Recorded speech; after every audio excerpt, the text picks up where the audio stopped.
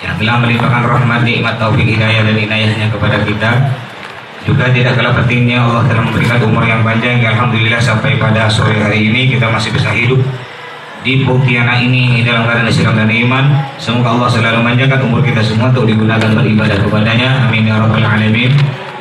Salawat serta salam kita haturkan kepada junjungan kita Nabi besar Muhammad sallallahu alaihi wasallam.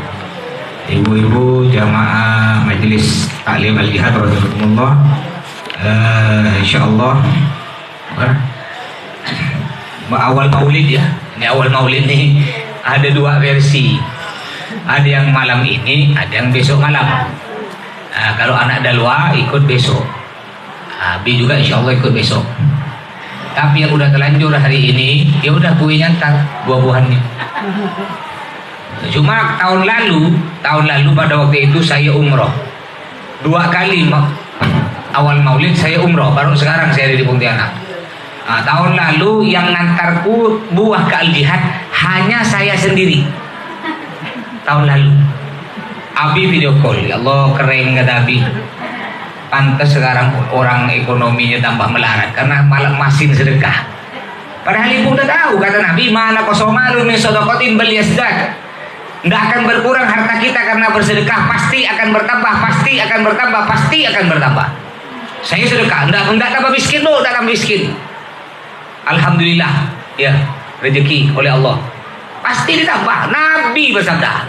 Sebaliknya, kalau ibu masih mikir, kalau beli buah apel 50, hampir 40, 90, anggur 50, 140. Oh, 140. Tapi ibu tak mikir, setahun sekali. Paham bu? Bukan tiap Jumat, setahun sekali. Masih mikir 1000. Dan ibu tak mikir lagi, yang makan di sini siapa? Anak yatim, Iyi, Syarifah, cucu Nabi yang kita rayakan maulidnya. Ya, kapan lagi kita akan bersedekah kalau bukan tahun ini? Ya setahun sekali. Paham? Jadi nanti silahkan yang mau, tidak harus kalian, tidak harus kalian. Mungkin di rumahnya dekat masjid, silahkan kirim ke masjid. Dekat surau, kirim ke surau. Yang dekat-dekat Al-Jihad, boleh ke masjid Al-Khairat, boleh ke Al-Jihad, bebas. Yang penting jangan sampai kita tidak bersedekah. Katanya situ Nabi. Ya Nabi salam alaika. Kata Nabi, masin. Nangis saya mata buaya. Bilang cinta Nabi, tapi cuma beli buah pir 2 butir tak bang. Tapi hampir 5 juta. Sepeda lipat 2 butir di rumah. Apa motor apa tuh yang biasa beli di musim sekarang? Motor listrik. Mampu ya. Ya, nah, jadi biar sekaligus kita meneruskan tradisi, yang tradisi itu bagus, bersedekah dan mengingatkan kita keluarga, anak-anak kita, cucu kita biar meneruskan. Nanti anak kita, cucu kita banyak tak tahu, gara-gara kita sendiri. Anak cucu kita, apa mak? Apa tuh mak? Ya, oh ini awal maulid mau dikirim ke masjid, mau kirim ke pesantren. Nanti dia ingat. Ketika dia nanti udah keluarga, udah punya rumah sendiri, dia ingat awal maulid. Ngirimlah dia ke masjid. Ibu meninggal, pahalanya ngalir. Tapi sebaliknya, kalau ibu udah tidak meneruskan tradisi ini, ya anak ibu tidak dapat pahala. Ibu meninggal tidak dapat pahala, anaknya tidak tahu. Ya, jadi tidak harus ke sini, tidak harus ke sini. Boleh ke masjid-masjid, surau-surau silahkan, atau pondok-pondok yang dekat rumah ibu silahkan. Yang penting bersedekah. Baik, kita akan lanjutkan belajar kitab Safinatun Najah. Sampai apa kemarin tuh? Saya lupa ya. Faslun mujibatul ghusli sittatun. Pasal mujibatul ghusli, perkara yang mewajibkan mandi ada 6. Jadi ibu-ibu kalau melakukan 6 perkara ini maka wajib ibu mandi. Jadi kalau ibu tak mandi kepet, ya sebulan tak pernah mandi, mau tak mau kalau melakukan 6 perkara, mau tak mau wajib mandi. Ya apalagi kalau di Mekah, Madinah. Ya, kemarin alhamdulillah di gang sini ada 2 orang umroh. Bang Rahman Kincau dengan Bu Musyaktun tadi ya. Insyaallah bulan tanggal 24 September kamu ya. Kalau jadi ya. Tapi bukan saya yang bawa. Saya berangkat lagi insyaallah 12 November. Mbak Umun 8 Oktober. Ya. Itu sekarang masih musim panas. Kalau musim panas masih enak mandi. Tapi kalau musim dingin, bentar lagi ini musim dingin, 2 bulan lagi musim dingin. Kalau musim dingin ya Allah, ya mau mandi gimana Bu? Saya kalau dulu masih mondok di Yaman. Kalau udah puncak dingin, kita ngomong nih Bu keluar asap. Ibu pernah nonton film barat? Pernah nggak film barat? Kalau ngomong keluar asap. Sama saya mondok di Yaman itu, ngomong keluar asap. Jadi kalau wudhu setiap wudhu teriak. Ambil air, wah gitu ya, saking sejuknya Bu. Sholat begini, Allahu Akbar. Ya, apalagi subuh itu kunut, Allah mahdi amin. Ya, saking sejuknya. Nah, gimana umpamanya? Enggak mandi sebulan sih enggak mandi. Enggak bau. Baju enggak bau, badan enggak bau. Karena udah dingin enggak keluar keringat. Terus gimana kalau kita melakukan 6 perkara ini? Kalau kita kesejuan, enggak kuat mandi, mau tak apa wajib mandi. Kecuali andai kita memang tak kuat, kalau sampai mandi kita bisa pingsan, baru kita boleh tayamum. Tapi kalau cuma sejuk, ya wajar. Namanya orang musim sejuk, mandi tetap sejuk. Wajib mandi. 6 perkara. Jadi kalau ibu melakukan 6 perkara ini, bapak begitu pula bapak-bapak sama 6 perkara ini, maka wajib mandi besar. Apa yang pertama? Yang pertama, ilajul hasyafati fil farji. Memasukkan kepala kemaluan laki-laki pada kemaluan perempuan. Ibu tahu maksud kepala kemaluan? Laki-laki itu Bu punya kemaluan, itu ada helm. Tahu helm? Kepalanya tuh Bu, anggaplah helm biar gampang paham. Itu kan ada model gelangnya tuh, ada tali helm kan? Itu macam-macam mereknya, ada merek helm GM, KYT, macam-macam lah di merek itu ya. Jadi ya ibu wajib mandi nih, hati-hati Bu, yang punya suami ya. Ini nama pelajaran fikih ini harus jelas. Kalau tak jelas, saya tak paham nanti. Yang penting helmnya masuk, walaupun tidak semuanya masuk, hanya helm masuk ke kemaluan ibu, maka wajib mandi, walaupun tidak sampai keluar air mani. Mohon maaf, anggap ya gampangnya ini anggap helm, ini ya, anggap helm. Ini batas gelang, karena di gelang itu helm dia. Masuk, nih tes, biar paham. Ya, masuk, hanya helmnya masuk segini, nggak masuk semua. Cuma helmnya udah masuk sebentar, helmnya langsung dicabut. Wajib mandi besar. Ya, banyak orang tak paham. Alhamdulillah kan nggak masuk semua. Aku pun tak sampai keluar, enggak. Dalam hukum fikih, walaupun hanya helmnya masuk sebentar aja, masuk. Assalamualaikum, waalaikumsalam. Wajib mandi besar. Ya paham Bu? Paham. Masuk ke kemaluan. Atau naudzubillah, suami ibu mungkin hipersek ini seknya aneh. Ibu dibasuh. Dia aneh. Bukan main lewat depan, tapi lewat lubang belakang. Tahu lewat lubang belakang? Ya. Lewat lubang tai. Itu tak boleh Bu, haram dosa besar Ibu. Ibu sebagai istri kalau membiarkan suami ibu berhubungan dengan ibu lewat lubang dubur, itu dosa besar, tidak boleh. Umpamanya suami ibu bakso, wah dibakso ibu dipiting gitu, langsung dimasukkan. Nauzubillah min dzalik ya. Masuk sikit ya kepala helm, ini wajib mandi besar. Walaupun tidak sampai keluar mani. Dan tidak boleh haram Bu. Dosa besar, pertama dosa besar kalau berhubungan dengan suami ibu dalam waktu head tak boleh. Itu pertama dosa besar, kedua bahaya.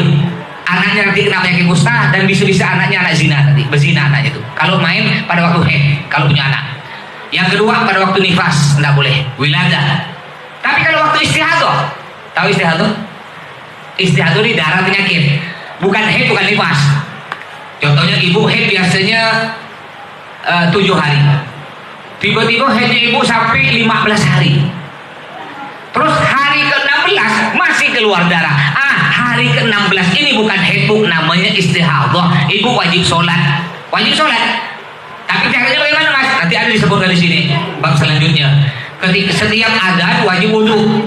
Jadi ketika azan, dengar azan, cebo, lalu sumbat pakai apa namanya, kayak softtek tuh, ler gitu. Ini taser apa namanya? Pentailer ya. Apa namanya? Ventilator. Ventilator itu kan yang corona. Ventilator ya. Pakai ventilator apa pakai softtek lah ya. Tutup, udah dipakai celana baru wudu. Udah selesai wudu langsung sholat. Nanti ketika duhur nih bapak sholat duhur. Nanti masih boleh sholat sunnah, boleh baca Quran boleh. Lalu nanti ketika azan asar, walaupun ibu tak batal, walaupun wudunya tak batal, nonton, enggak nyentuh suami, lalu azan asar, tetap secara otomatis setiap masuk waktu, setiap azan itu batal. Wajib ibu azan asar nanti cebok lagi, wudhu lagi, sholat. Nanti azan maghrib walaupun tidak batal, cebok lagi, ganti lagi ventilatornya, wudhu lagi, sholat. Azan isya pun gitu, walaupun tidak batal, cebok lagi, ganti ventilator, wudhu, sholat. Bagi orang yang istihadah, yang keluar darah selain hari-hari haid. Begitu pula yang apa tadi? Yang keluar apa tuh selain istihadah biasa bermohon keluar apa tuh? Yang ada nyanyinya putih-putih melati Alibaba apa tuh? Keputihan, ya, keputihan. Itu sama juga Bu, sama juga ya. Cuma bedanya orang yang istihadah, ibu haid 15 hari.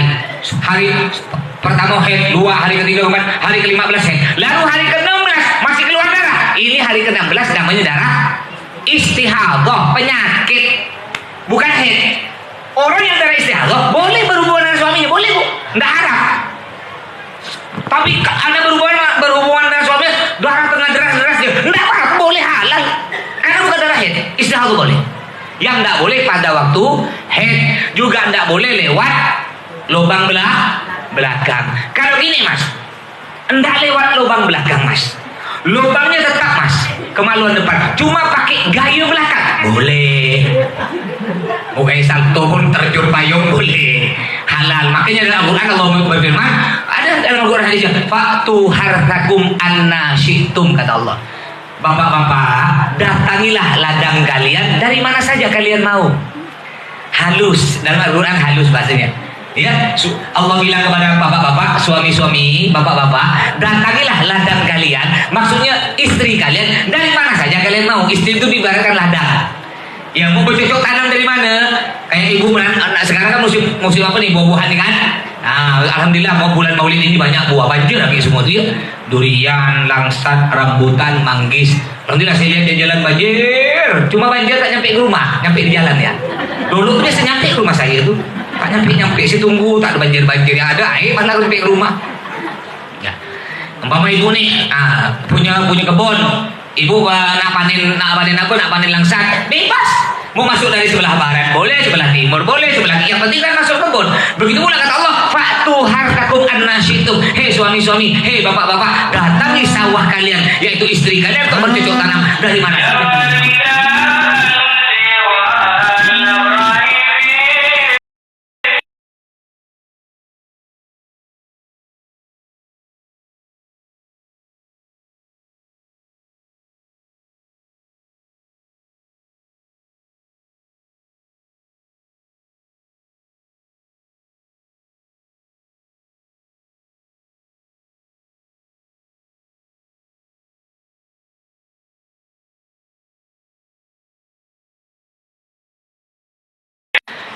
Jadi Bu, yang tidak boleh berhubungan suami lewat lubang belakang, bahasa gampangnya dubur, tidak boleh. Tapi kalau lewat lubang depan, cuma gaya belakang boleh. Paham Bu? Nah, kenapa oleh Allah diperbolehkan? Biar suami Bu tak bosan.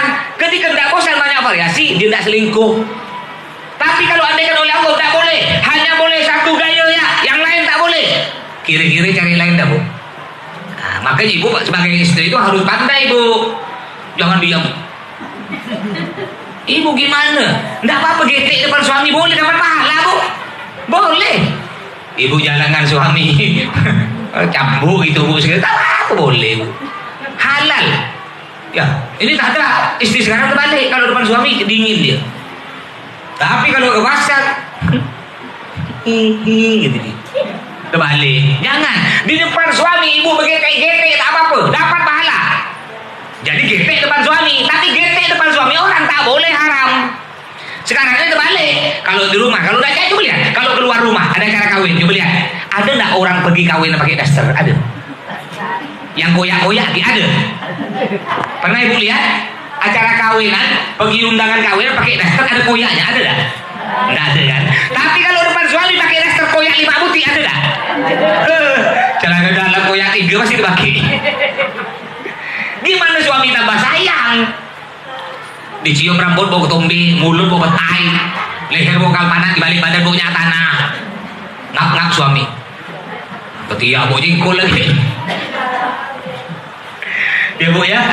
Terus Jadi ketika ya bahasa fikih ini ya, ketika hasyafa kepala kemaluan laki-laki masuk, walaupun tidak masuk semua, hanya kepalanya masuk, ya walaupun tidak inzal, tidak keluar mani, wajib mandi besar. Kalau gini mas, kepalanya masuk separuh, tidak masuk semua, gini separuh ya. Udah separuh tak jadi, cop. Gimana? Tidak wajib mandi, tidak wajib mandi. Ibu ya, kalau cuma masuk nih mohon maaf ya, ini kepalanya masuk separuh, tidak wajib mandi. Yang wajib mandi kapan? Ketika semua kepalanya masuk. Walaupun yang ini tidak masuk, hanya kepala masuk, wajib mandi besar. Udah jelas bu? Nah, ini pelajaran fikih. Fikih memang gitu, harus dijelaskan. Tidak jelas payah. Dan gimana? Dia mau jelaskan? Ya, cara jelaskan yang lebih gampang gimana kira-kira lah. Ini udah paling gampang, saya udah paling halus dari dia. Terus yang kedua wajib mandi besar, wahurujul mani, keluar air mani, walaupun tanpa berhubungan. Jadi air mani keluar, laki-laki keluar, perempuan keluar. Cuma bedanya kalau laki-laki dalam kitab fikih bitadaffuq, nembak, laki-laki nembak. Kalau perempuan enggak, ngalir biasanya ngalir.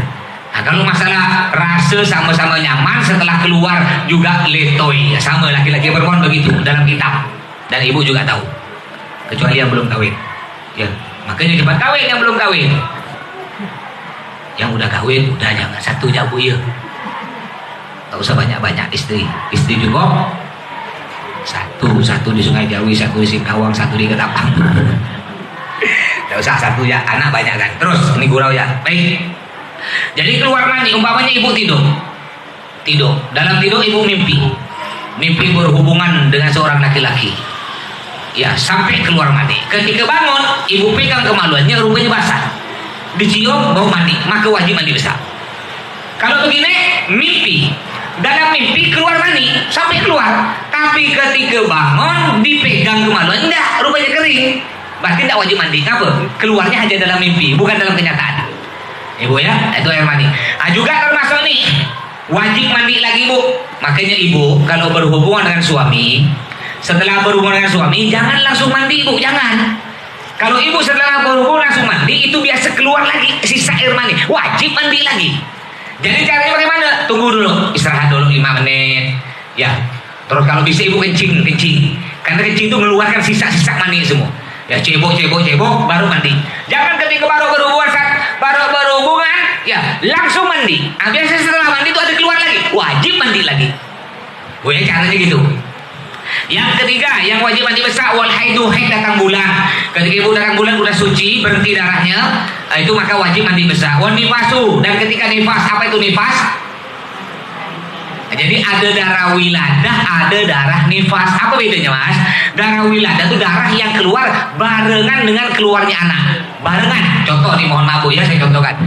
Ini ibu lahir, perempuan lahir keluar. Ini sampai ketika bayi keluar ada keluar darah, ini namanya darah wiladah. Bayi terus darah wiladah. Tapi ketika bayi udah keluar semua, seret, masih keluar darah, darah selanjutnya disebut darah nifas. Jadi yang dinamakan darah wiladah, darah yang keluar barengan dengan keluarnya bayi. Darah nifas, darah yang keluar setelah keluarnya bayi.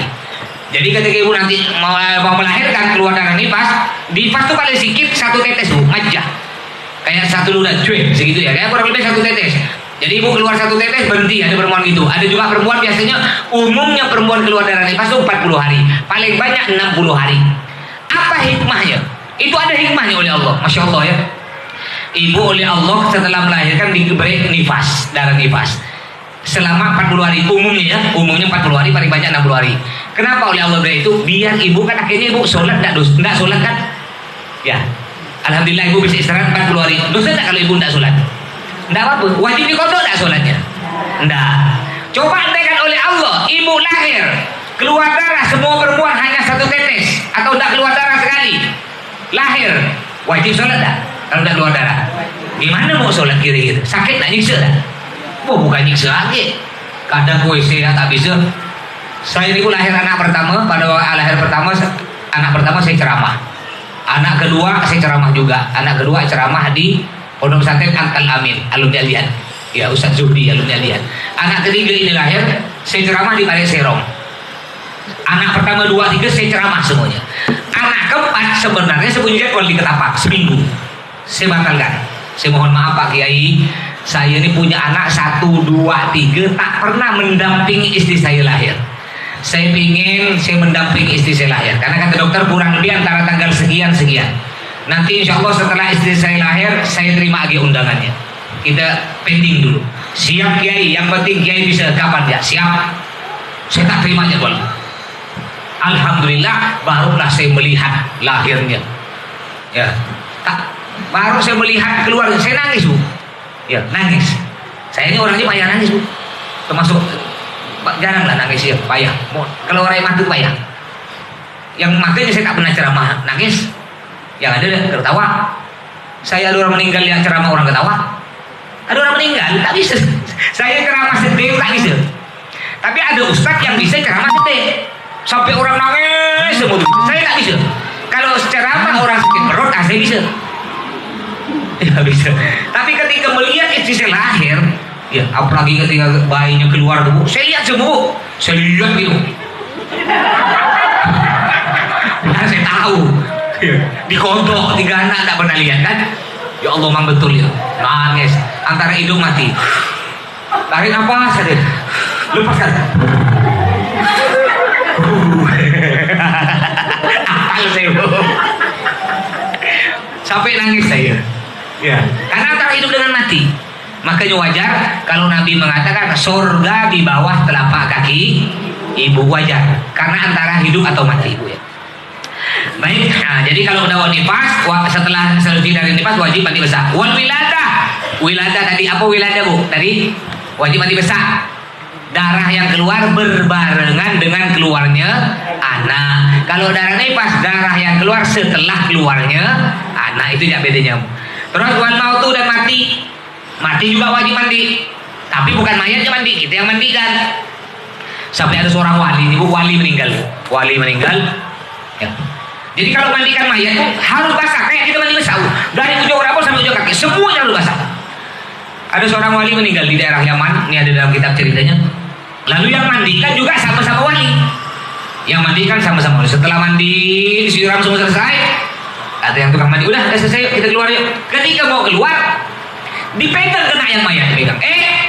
Jangan kau keluar. Nah, belum basah, belum kena air. Nah, disiram lagi Bu. Sama-sama wali. Kalau ibu kiri-kiri Bu. Ada mayat ditarik air belum basah, nah gimana? Disiram lagi. Seumur hidup tak mau lagi mandikan. Jadi wajib mayat itu dimandikan kecuali mayat orang yang mati syahid dalam berperang membela agama Allah.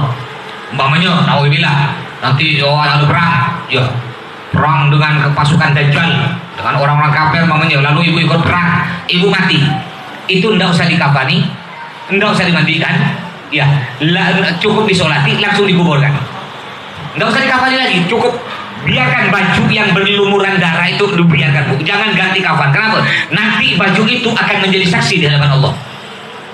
Dulu ada di daerah Madinah namanya Jabal Uhud. Nah, kemarin Bu Musyiatun dengan Bu Nur tuh ya, istri Bang Rahmat tuh kita bawa ke situ ziarah dengan Nabi Tuhan ke Jabal Uhud. Itu ada 70 makam sahabat Nabi di situ. Meninggal ikut perang Uhud dengan Nabi. 70 orang. Sekitar 70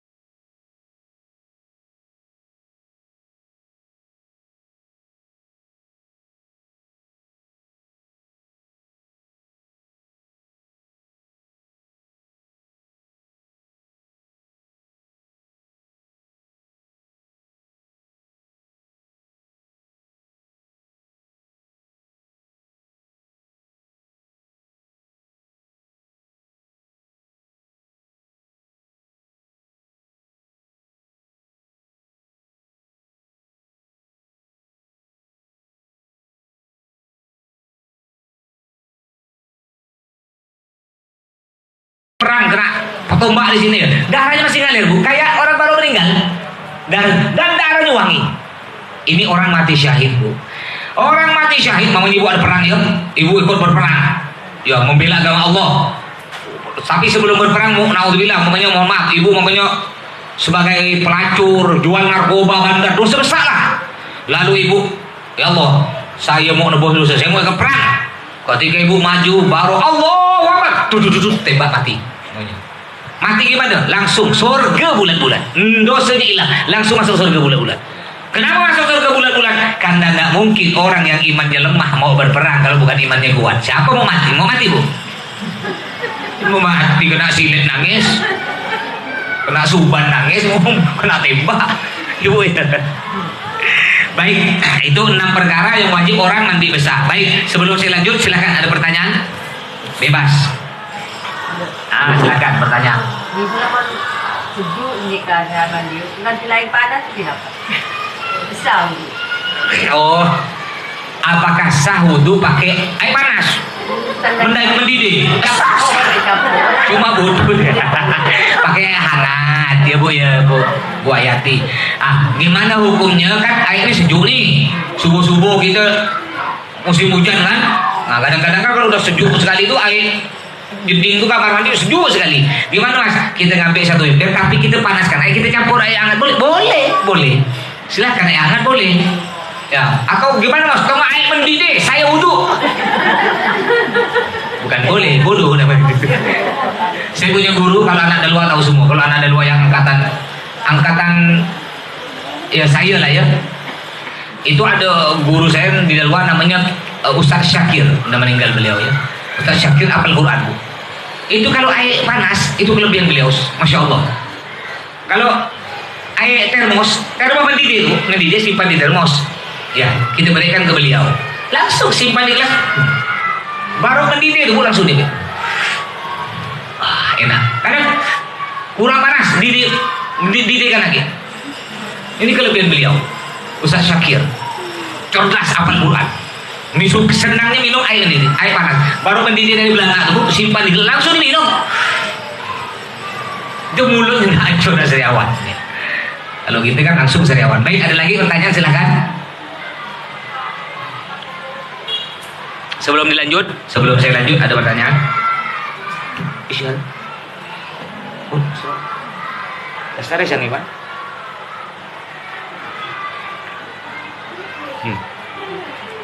Dah ada, kalau tidak ada kita lanjut. Bismillahirrahmanirrahim. Faslun furudul ghusli itnani. Fardu mandi besar itnani ada 2. Jadi kalau ibu-ibu mandi besar wajib melakukan 2 perkara. Yang pertama an-niyatu niat. Apa niatnya mandi besar? Ayo baca sama-sama. Bismillahirrahmanirrahim. Nawaitul ghusla li raf'il hadatsil akbari fardhon lillahi ta'ala. Terus niat saya mandi besar, niat saya mandi untuk menghilangkan hadas besar fardu karena Allah Ta'ala. Kalau bahasa India, niat kaula ahdus keangku ngilangaki hadas rajim fardu karena Allah Ta'ala. Itu bahasa Indianya. Jadi niat yang pertama wajib berniat. Yang kedua, ketika mandi besar dilakukan wajib melakukan 2 perkara. Yang pertama berniat, yang kedua wa ta'mimul badani bil ma'i, meratakan badan dengan air. Semua anggota tubuh mulai dari ujung rambut sampai ujung kaki wajib kena air. Tidak boleh ada sesuatu yang menghalangi masuknya air. Contoh yang menghalangi masuknya air diantaranya, biasa ibu-ibu pakai bulu mata, kan ada lem itu, ada lemnya. Itu menghalangi masuknya air, tidak sah. Tapi kalau bukan pakai bulu mata Mas, cuma mata kita diginin. Ya, istri saya baru beli itu. Mama, kapan mama yang beli itu? Ada sebulan yang lalu. Ya, jadi saya tidak tahu dia pakai itu. Cuma saya lihat, saya bangun tidur siang tuh, ngelihat, ngapa istri saya tambah cantik, kata saya. Karena agak berubah muka tuh, udah diberi diberi apa tuh, gini, hitam tuh. Ini ada maskara, ini agak berubah istri saya nih. Saya bilang, kenapa kau tambah cantik? Kata saya kan, ini dia jadi. Aku mau nggak boleh laki-laki. Ini jadi bencong jadi. Nah itu enggak apa-apa kalau itu Bu. Yang enggak boleh kalau yang di bulu mata palsu ditempelkan itu kan anu ngelem, tak masuk air, tak bertasah. Mandi besar tak sah. Juga tak sah bedak. Kalau bedak-bedak yang biasa, bedak-bedak bayi itu Bu, kayak apa? Bedak-bedak yang biasa dari tepung tuh, ya sampai berkeringat. Ah, bedak-bedak biasa. Itu enggak apa-apa Bu. Contohnya bedak aku ya anak bayi itu. Baby itu enggak apa-apa masuk air. Tapi kalau bedak yang glowing tuh, keli ya, bedak keli namanya. Zaman dulu tuh, oh itu enggak masuk air, itu harus buang dulu, bersihkan, kayak sabun, dah habis baru ibu tuh. Kalau ibu langsung itu enggak masuk air. Itu contohnya cuma ibu pakai bedak keli, lalu hujan-hujan. Masih ada enggak bedaknya tuh? Masih ada, airnya malah hilang kan, air di jalan gini. Bedaknya masih tuh belum pasti. Malah kena air hujan masih malah tambah cantik, tambah glowing tuh ya. Agak mengkilat gitu. Ah juga enggak masuk air gincu. Gincu enggak masuk air Bu. Apalagi sekarang ada gincu yang tanpa tak bisa tak luntur kan. Kan kadang gincu kan kalau gini. Iya, apa melekat kan ada gincu walau ini enggak melekat tuh kan. Ada. Nah, macam-macam sekarang enggak masuk air itu. Apalagi enggak masuk air tim X. Lem besi. Ah, ini hati-hati. Ibu kalau ngelem besi, ini kadang-kadang terkena ke jari ibu kan. Saya ini ada pengalaman Bu. Saya pakai bensin tak hilang, pakai minyak tanah tak hilang. Akhirnya saya pada waktu itu pakai silet Bu. Saya kerik pelan-pelan sekali. Pelan-pelan. Pas terkena luka gitu. Ujung-ujung saya coba buka di YouTube. Cara menghilangkan lem besi di tangan. Rupanya pakai apa? Pakai garam. Ibu kalau ibu tangan ibu kena lem besi atau apa yang kena lem besi, ibu ambil piring, ambil garam 1 sendok, beri air itu garam, sedikit ya air, yang penting garam basah. Simpan di sini, mau yang kena lem besi ibu gini kan, ya digini kan, mau kena, gini kan, lepas sendiri. Oh gini rupanya. Akhirnya sejak situ saya pun berguru kepada ustadz namanya Ustadz YouTube. Berguru. Tapi bukan urusan agama, urusan dunia. Kalau urusan agama tak boleh pun nanya ke YouTube Ustadz. Cara mandi besar secara Islam. Jangan dulu takut yang buat bukan orang Islam Bu. Tapi kalau urusan dunia, nah yang jual cara buat donat, nah keluar tuh. Cara buat bakso keluar. Cara buat anak jangan, tak perlu belajar. Langsung itu ya. Nah, terus. Jadi wajib basah dari ujung rambut sampai ujung kaki. Basah semua nih. Kadang-kadang kalau yang gendut, yang gendut ini biasa orang gendut ini juga berlipat lehernya. Itu lipatannya wajib gini kan, kena kan air. Juga ada seorang gendut ketiaknya berlipat. Wah, yang gendut sekali ya. Di sini ada tak? Enggak ada yang gendut sekali, enggak ada. Yang gendut yang masuk viral Bu ya. Itu berlipat sih wajib. Kadang-kadang perutnya berlipat wajib kena air. Juga kalau ibu mandinya berdiri, ibu mandi berdiri.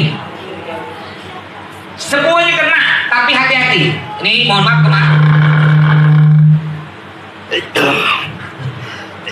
ya, kemaluannya.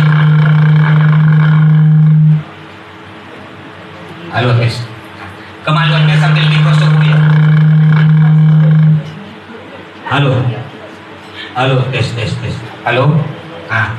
Kalau ibu mandi besar nih kemaluannya sambil digosok biar air masuk. Juga nih, kalau ibu mandinya berdiri, ini ketika air jalan ke belahan bokong nih, belahan pantat, itu tak masuk ke dalam, tak kena. Sedangkan kalau ke dalam lubang pantat tak wajib kena air. Tapi yang di pinggir-pinggir itu Bu, tahu pinggir-pinggir pantat itu wajib kena air. Yang bentuknya kayak bunga matahari, tahu? Yang bentuknya kan mirip bunga matahari yang sedang cemberut. Kecuali punya saya senyum Bu. Itu wajib kena Bu ya. Jadi ibu wajib kalau ibu mandi berdiri. Coba andaikan mandi berdiri, apalagi yang gemuk ya, mandi berdiri, kira-kira air nyampe dari situ? Enggak nyampe. Makanya ketika ibu mandi, begini Bu caranya Bu. Mandi langsung gini, ngangkat, siram sambil gosok, atau jongkok tangan langsung siram. Hati-hati. Kalau ibu air enggak masuk, mandinya enggak sah, wudhunya enggak sah, sholatnya enggak sah, percuma. Makanya hati-hati Bu ya. Betul-betul mandinya dari ujung rambut. Juga kalau rambutnya digelung.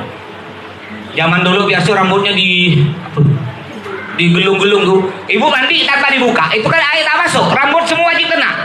Caranya buka dulu rambut, baru dimandikan, baru dibasuh semua. Kalau kuping yang wajib kena ini, luar-luarnya nih yang belingkar-lingkar wajib, tapi dalam kuping nggak wajib.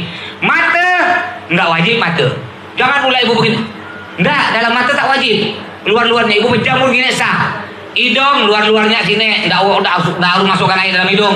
Mulut ya udah bibir ya wajib, nggak harus kumur-kumur, nggak. Itu yang wajib kena air semua. Kuku, termasuk juga nggak enak ini. Halo. Termasuk juga ndak masuk air tai kuku. Tahu dalam kitab disebutkan ndak masuk air tai kuku. Biasa banyak santri-santri itu biasa melihara kuku. Nanti kukunya panjang-panjang, banyak tainya hitam-hitam. Itu wudhunya ndak sah. Mandi besarnya juga ibu kalau kukunya panjang, andai kan ibu mau melihara kuku, ya dibersihkan tai-tainya itu. Ndak melihara kuku gimana? Haram. Ndak, melihara kukunya makruh. Makruh artinya kalau kita miara ndak dapat dosa, tapi kalau kita ndak miara dapat pahala.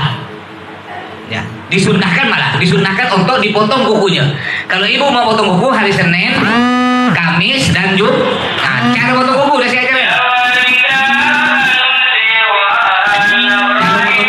potong kuku dimulai dari jari telunjuk kanan.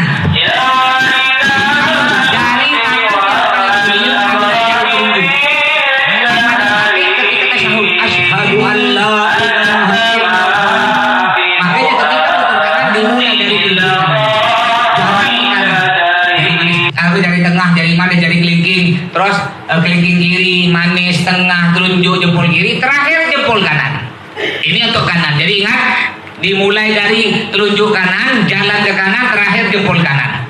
Sedangkan kalau kaki, karena kaki ini nggak ada yang jari yang paling mulia, semua derajatnya sama, maka dimulai dari kelingking kiri, berjalan ke kanan. Kelingking kiri, terus berjalan, terakhir kelingking kanan. Ini kaki. Dan disunahkan setelah potong kukunya jangan buang sembarangan bu. Kukunya pungut, tanam dalam tanah. Disebutkan dalam kitab An-Nawadir, orang yang habis potong kuku lalu dikumpulkan ditanam dalam tanah, yurithul ghina, akan narik rezeki. Nah, sebaliknya orang yang langsung buang sembarangan, yurithul faqro, akan jauh dari rezeki. Nah, gampang pak, pungut, tanam dalam tanah, narik rezeki. Itu cara motong kuku. Jadi hati-hati, mandi besar harus semua dari ujung rambut sampai ujung kaki wajib basah. Terus, baik sebelum lanjut ada pertanyaan silakan. Ayo jangan malu, mau bertanya silakan. Oke.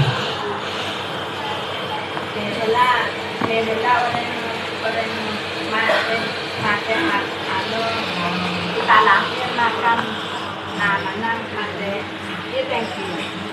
Jadi mereka yang orang. Tadi nama orang lahir? Orang mati. Lahir kita keluar lagi. Kan ini kan di otak. Di otak. Oh Bu Ju nanya, ada orang perempuan hamil, hamil besar, punya utang. Lahir. Oh, ada orang perempuan hamil besar, lalu lahir dan meninggal yang perempuan dalam keadaan punya hutang. Oh, berarti gini, ada perempuan beranak dalam keadaan mati dalam keadaan punya utang. Gimana hukumnya? Nah, karena Bu Juli pernah dengar kalau orang perempuan mati pada waktu melahirkan anak mati syahid kan. Jadi gini Bu, mati syahid itu ada dua Bu. Ada mati syahid akhirat, ada tiga. Ada mati syahid dunia, ada mati syahid akhirat, ada mati syahid dunia akhirat. Siapa mati syahid dunia?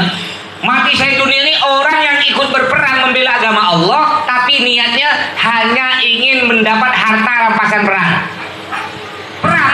Wah perang mama yuk. Oh nanti kalau sampai menang nih, aku ngambil di supermarket ngambil ini, aku ngambil mobil, aku ngambil yang cantik-cantik, umpamanya. Niatnya udah salah. Ketika dia mati, dia ditulis syahid dunia. Di dunia ya dia sebagai orang syahid, ndak dimandikan, ndak dikafani, disolatkan langsung dikuburkan. tapi di akhirat dia oleh Allah dicoret, bukan orang mati syahid. Memang di dunia dia dianggap mati syahid, tapi di akhirat enggak, neraka tempat dia. Yang kedua, ada orang mati syahid akhirat.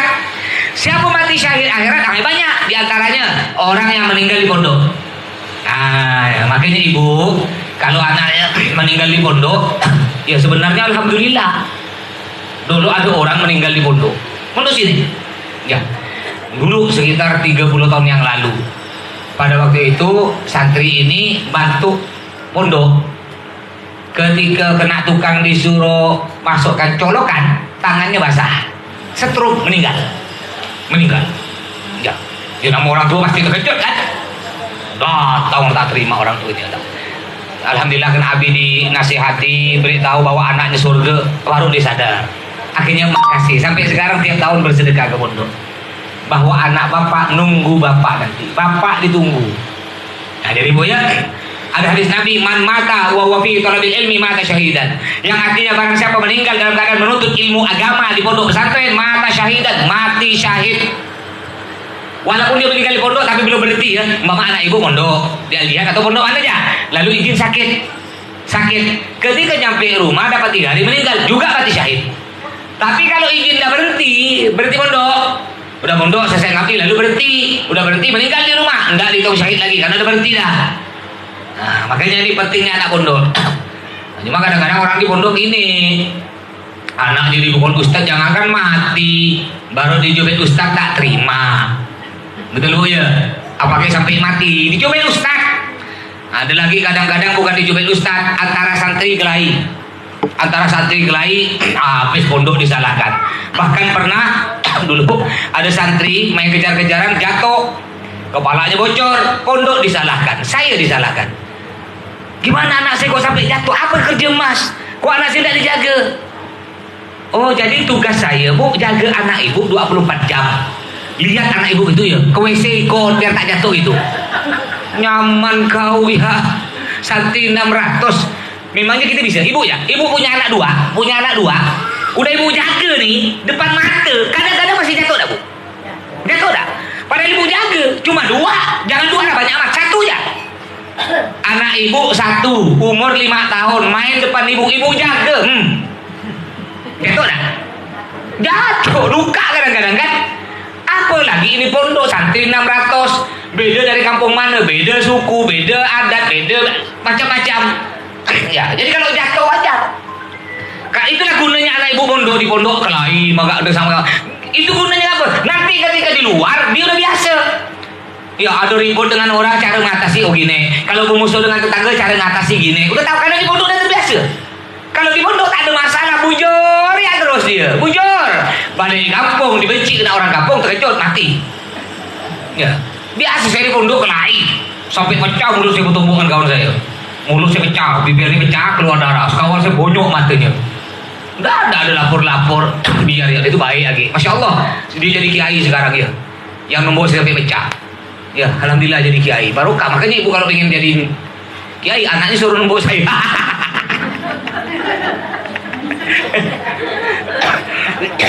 Ya. Jadi kalau gini, ibu kan kalau mondokkan anak, jadi mana ya ibu mondokkan anak? Ibu kan udah pasrah penuh ke kiainya. Jadi terjadi apapun di pondok, ibu tahu saya ikut campur. Ya, jangan ikut campur. Ibu kan udah pasrah. Mau mondokkan mas, anak saya mondok dia lihat apa kata mas. Anak pasrah. Terjadi apapun di pondok, saya tak ikut campur mas. Karena di pondok kan anak saya sudah dipasrahkan. Orang tuanya sekarang emas. Kecuali kejadiannya di rumah, itu urusan ibu. Kalau kejadian di pondok bukan urusan ibu, urusan pondok. Apa yang terjadi di pondok? Ya, baik dipukul ustaz atau dikelahi dengan kawan-kawan. Orang tua yang bagus tak akan ikut. Udah mas, ini masalah apa kata pondok, karena terjadinya di pondok, saya tidak ikut campur. Itu orang tua yang bagus. Ini kalau ini itu gitu, kalau orang tua kalau anaknya bagus pintar ranking yang disebut siapa bu? Anak siapa juga? Belah bu. Coba anak ibu pintar anak siapa tuh? Masya Allah, anak Bu Nur bapaknya, anak Bu Hayati pintar baca kitab, pintar ceramah. Kalau anaknya bagus. Coba kalau anaknya nakal, narkoba, nakal, meleng, mudah dimaju. Waduh, kita sudah pajile-jile. Sadar mas Toto kata dia, aduh. Oke cung. Kalau bagus-bagus kita tak dapat, sekali jelek kita kena. Ya. Itu pondok memang gitu Bu. Jadi ketika udah anaknya bagus ketika terjadi di pondok anaknya jatuh, kelaikan kawan, ditombok kawan, tak terima. Nggak pernah, itu biasa di pondok dia di sini. Ada wali murid datang, apa pondok tuh? Dimaki-maki, ya, biasa. Ya padahal masyarakat pertama apa kata pondok Pak Ustadz, anak saya terjadi apapun di pondok saya ikhlas, nelong dia ikhlas. Ngerti? Gimana mau jadi ulama anaknya? Kalau orang zaman dulu, lihat orang zaman dulu tuh. Walaupun orang tuanya bajingan, anaknya banyak jadi ulama. Kenapa? Karena orang tuanya enggak menghormat kepada guru. Terjadi apapun di pondok, orang tua tak ikut campur. Apa kata kiai? Apa kata guru? Anaknya, walaupun orang tua bajingan, anaknya jadi kiai. Kenapa? Karena orang tuanya hormat. Nah, sekarang tak bisa, sekarang sulit 1001. Ya, anak lari dari pondok kena ketombokan kawan, orang tua tak terima, pondok dimarah-marah. Akhirnya kelahi sama orang tua. Ada pernah di sini kelahi sama orang tua. Jadi orang tuanya, anaknya sama kelahi, dua-duanya balik sama-sama bonyok. Orang tuanya datang lapor saya, satunya datang lapor saya. Kena sidamai kan bertombol dia. Sudah, ayo. Sekalian biar tak ketoman, tokol sekali. Mau didamaikan tak mau. Ya, degen mang orang ini. Ya bujuk. Pula tak nyampe ke pertanyaan bujuk ini. Sampai bujuk sedih gini. Mas Tutuk tak jawab gitu. Ya bujuk ya. Mati syahid di pondok, mati syahid. Juga ada orang mati syahid kebakaran, mati syahid tenggelam, mati tenggelam. Termasuk juga mati syahid dalam kita disebutkan mati ketika beranak, walaupun anak zina.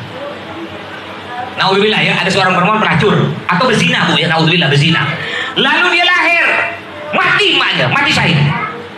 Nah, ini namanya mati syahid akhirat. Mati syahid akhirat itu mati selain perang membela agama Allah. Dia seperti orang meninggal biasa, dikafani, dimandikan, dikafani, disolati, seperti orang biasa. Ya, cuma di surga tempatnya. Yang kedua, yang ketiga, ada orang mati syahid dunia akhirat. Siapa? Yaitu orang yang berperang membela agama Allah, ya. Dan dia niatnya hanya ingin mendapat pahala dari Allah, bukan ingin mendapatkan harta rampasan. Ikhlas karena Allah, lalu dia mati. Ini mati syahid dunia akhirat. Di dunia dia tidak usah dimandikan, tidak usah dikafani, cukup disolati, dikuburkan. Di akhirat surga bulat-bulat tempatnya. Nah, jadi Bu ya, karena tadi Bu juga bertanya, ya dia punya utang gimana Mas? Ini yang Allah ampuni tadi, dosa yang berhubungan dengan Allah Bu, kayak berzina, narkoba, judi, mabuk, itu dosa berhubungan dengan Allah, Allah ampuni. Tapi kalau dosa yang berhubungan dengan manusia, Allah tak ampuni, kecuali yang manusia meridhokan. Karena tadi orang yang hamil, beranak, meninggal, punya utang, oleh Allah belum diampuni dosanya. Sampai kapan? Sampai yang punya duit, yang dia berutang tadi, mengikhlaskan utangnya, baru oleh Allah diampuni. Jadi hati-hati, berat Bu, utang ini berat Bu, utang berat. Ya, walaupun kita tidak kayu adalah Bu, tahu usah baca-baca. Ini banyak orang ngambil kur gitu dia. Banyak orang nanya, apa hukumnya? Haram. Bunga. Kur tuh Bu, kur gitu Bu Jo. Tak tahu nih kur. Apa kur? Saya pun tak tahu Bu. Apa? Kredit, usaha, rakyat ya. Pokoknya itulah Bu Jo. Jadi gini Bu Jo, minjam duit 100 juta, umpamanya dia buka usaha, bunganya kecil Bu Jo. 100 juta paling 1 juta katanya bunganya. Hati-hati Bu. Ya saya dengar kuping saya ini 2 Bu, mata saya 4. Nih 2 tambah 2 4. Walaupun saya di rumah, depan rumah ngerokok, saya tahu siapa yang ngambil kur, karena nyampe ke kuping saya. Hati-hati Bu ya, yang udah terlanjur cepat lunaskan, tak usah ngambil lagi. Banyak orang alasan gini, kalau kita buka modal usaha Mas, dan bunganya kecil Bu, kata Nabi, itu namanya riba. Dosa riba, kata Nabi, dosa riba, bunga duit paling kecil dosanya. Yang tadi bunga kecil 100 juta minjam, bunganya cuma 1000, paling kecil dosanya. Sama dengan berzina, kalau perempuan dengan bapak kandung, kalau laki-laki dengan ibu kandung, paling kecil itu dosanya. Ibu minjam 100 juta, bunganya cuma 100.000, sama dengan berzina dengan bapak kandung. Hati-hati. Dan tidak ada cerita Bu, disebut dalam kitab, tidak ada cerita orang yang makan duit riba kaya, tidak ada. Sukses? No, tak ada. Dalam kitab disebutkan. Paling kaya sebentar, setelah itu sakit dia. Sakitnya apa? Kena penyakit. Seumur hidup habis hartanya. Anaknya, naudzubillah kena penyakit. Dengan anak berkelahi, dengan tetangga bermusuh, dengan keluarga tak baik. Gara-gara apa? Tadi masuk barang haram. Yang udah terlanjur minjam, cepat niat. Lunaskan, setelah itu niat Allah karena tak pinjam. Enggak apa-apa, kita tak kaya tak apa-apa, Bu. Walaupun ibu, jangan ibu jangan ngacir tetangga. Udahlah. Ini yang bikin rosak nih, yang ngacir tetangga nih. Ketika tetangga udah beli motor PCE buka bungkus, ibu masih punya motor kayak segeren tuh. Allah. Ketemu tetangga sebelah rumah yang dulu ibu padahal ibu lebih kaya dari dia, tapi terbalik sekarang, dunia terbalik. Ketika ketemu acara kawin, ibu gelang sebutik pun tak punya, di 5 butik kanan 5 butik kiri. Betul Bu? Panas ya Bu? Nah, akhirnya ibu pun berusaha dengan berbagai cara. Yang penting aku bisa nyanyi dia. Tak usah Bu, tak usah. Ibu kalau mau ngace Abi, ngace Umi, lihat Umi, lihat Abi. Wah, Abi bukan puluhan miliar duit Abi, Bu. Lihat hidup Abi, sendalnya tuh ibu lihat sendalnya. Harganya 40.000. Sendalnya. Sarung Abi, Umi lihat tak punya gelang, tak punya cincin. Bukan tak mampu. Saya berapa kali belikan Umi cincin dari Mekah. Ya saya belikan cincin harga 5 juta oleh-oleh Umi. Karena Umi jual, belikan semen. Jual. Nanti saya belikan apa lagi? Jual. Kadang diberikan, pernah dibelikan cincin, ada IPA datang. Nih saya perlu apa gitu, operasi apa gitu. Ya berapa Pak, berapa juta. Udahlah nih jual Pak ya. Baru cerita ke saya, cincinnya dijual untuk IPA kasih. Oh gini, umroh belikan lagi, hilang lagi,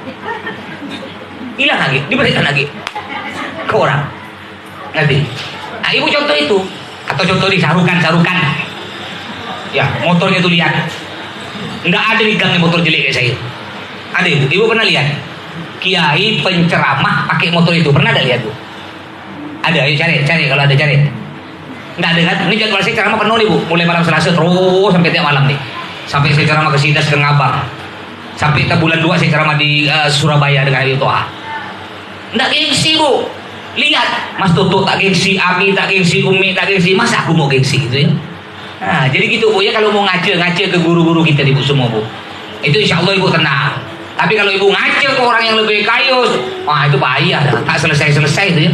Nanti tetangga beli PCX, ibu harus beli PCX. Tetangga mampu beli mobil, ibu udah beli, tak selesai. Ujung-ujung mati stroke nanti. Ya, udahlah hidup apa adanya Bu ya. Hidup apa aja. Alhamdulillah bersyukur walaupun aku tak punya motor, tak punya mobil, alhamdulillah aku masih hidup. Makan walaupun ikan asin nikmat karena tak punya utang. Orang kalau banyak utang Bu, walaupun makan lauk ayam Bu, tak nikmat Bu. Ketika makan ayam ada kamu tok. Jangan mau nagih utang, tak masuk ayam. Begini duduk mau jalan, noleh kanan noleh kiri, takut disetop nagih utang. Coba tak punya utang ibu, tenang. Apalagi orang yang tak di rumahnya tidak ada apa-apa tuh, TV tak ada, kulkas, tenang. Dia tidur, pintu rumah rupa ditutup, jendela rumah tutup, tenang. Tak boleh mak, jendela rupa ditutup Pak, biar aman. Kalau perlu maling sedekah, kasihan ke maling, tak ada kulkas. Baik, ada lagi? Silakan. Ayo mau tanya, bebas. Jangan malu.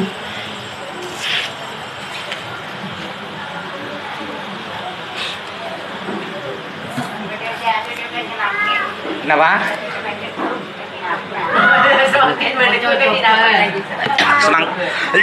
Semakin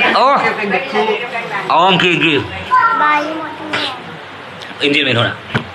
Gimana kalau ibu ikut? Ada banyak orang yang cocokan sekarang yang cuma merayakan Maulid Nabi pertama kali sekarang, ada juga besok. Enggak apa-apa.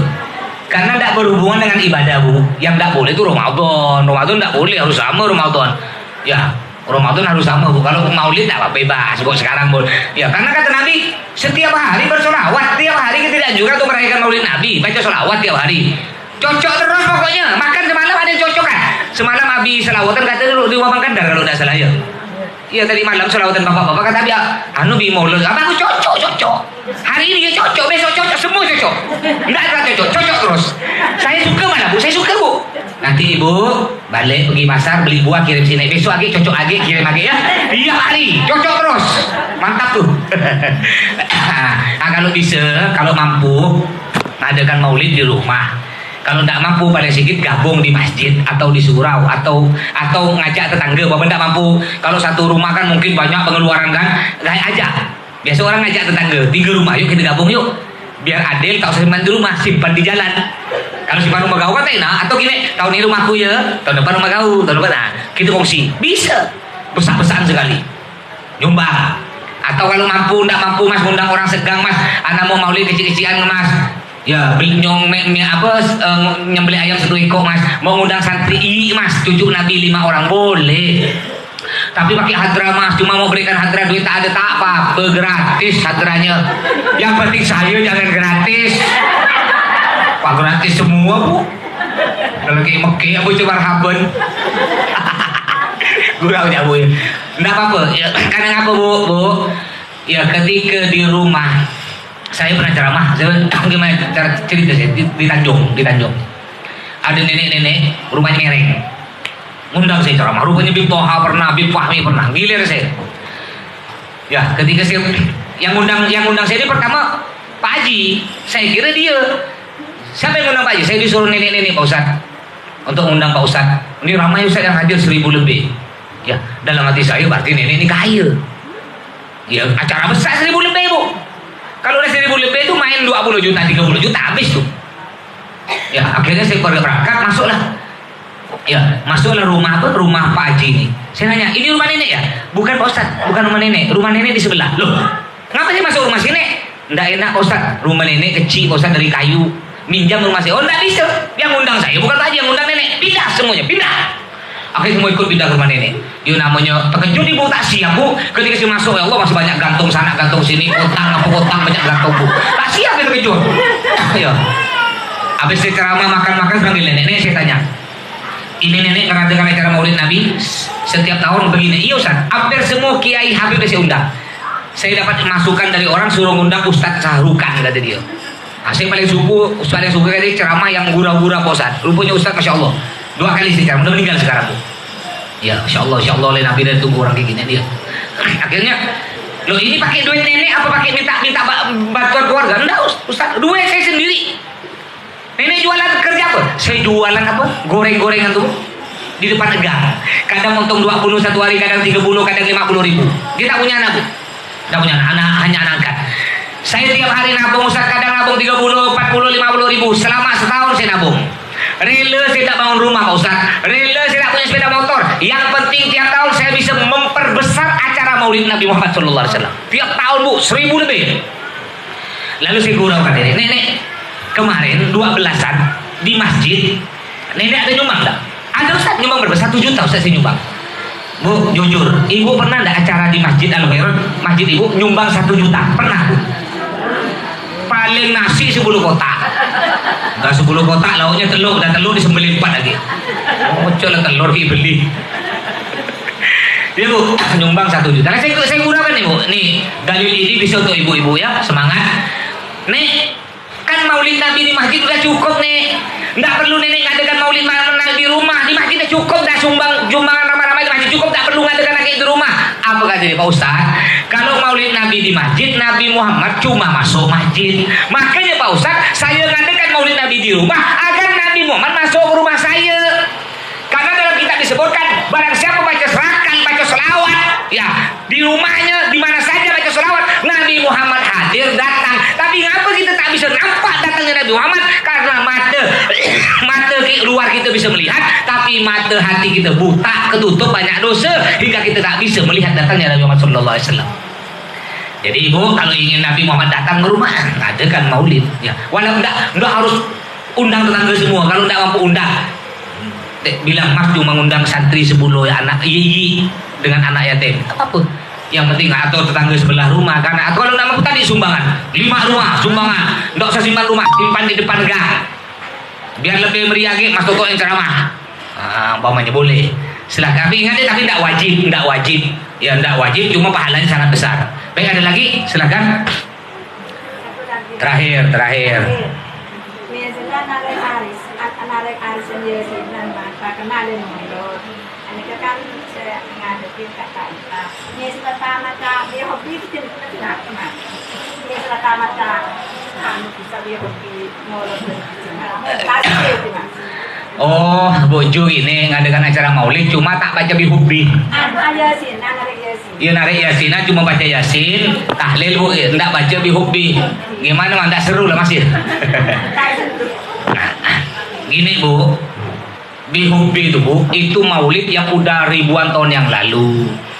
Biasa banyak orang bihubbi tidak dibaca lagi, diganti dengan maulid habsyi. Kamu maulid habsyi kan? Yang baca-baca serakal berdiri itu Bu. Ya Nabi. Nah, sedangkan kalau kita yang orang yang bagus, jangan dibuang bihubbi, dua-duanya ambil. Setelah serakal, ibu langsung baca bihubbi. Caranya ibu ingatkan, andaikan ibu undang saya Abi, langsung bilang, tapi tak usah terlalu banyak, ini kadang-kadang berlebih orang nih. Mas, hatam Quran. Hatam Quran, Yasin, tahlil, marhabanan berdiri, lalu bihubbi. Ya Allah, uploadnya satu. Udah, pikir Bu, lima caranya. Jadi kalau ibu undang, kalau udah Yasin, kalau udah ada marhabanan, tak usahlah Yasin. Cukup langsung marhabanan, bihubbi, tahlil singkat, udah cukup. Ya kalau hataman Quran, udah jangan baca Yasin, jangan baca tahlil, cukup dah hataman Quran udah rajanya semua dah. Tinggal hataman Quran langsung marhabanan, langsung bihubbi gitu. Tapi ingatkan Mas, bihubbi. Tapi ada di tempat lain, di daerah Ambawang tuh, itu lucu Bu. Walaupun kita udah baca marhaban Bu, ya Nabi salam, udah duduk selesai nih Bu, selesai.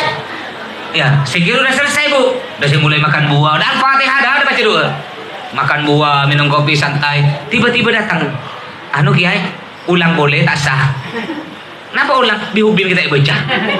Oh, jadi di kampung situ kalau ndak baca bihubbi ndak sah, bukan moloten kata dia Bu.